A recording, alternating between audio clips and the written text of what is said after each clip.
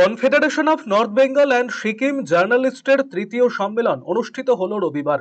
শিলিগুড়ির কাওয়াখালীতে অবস্থিত শিলিগুড়ি জার্নালিস্ট ক্লাবের ভবনে এই কর্মসূচি অনুষ্ঠিত হয়। সম্মেলনে প্রধান অতিথি হিসেবে উপস্থিত ছিলেন শিলিগুড়ি পৌর নিগমের মেয়র গৌতম দেব। এছাড়া উত্তরবঙ্গের 8টি জেলার সংগঠনের প্রতিনিধিরা সেখানে উপস্থিত ছিলেন।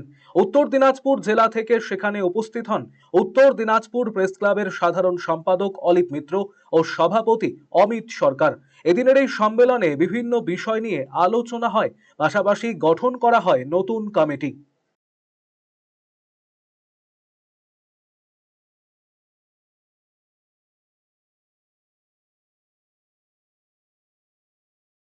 ভোটাধিকার পেতে পারে এবং সেই ভোটাধিকারটা কিন্তু এমন একটা সুন্দর ব্যবস্থা যে নিজের বুথটা বাদ দিয়ে সে যে কোনো বুথে তার নিজের বিধানসভার মধ্যে যে কোনো বুথে কিন্তু সে ভোটটা দিতে পারে।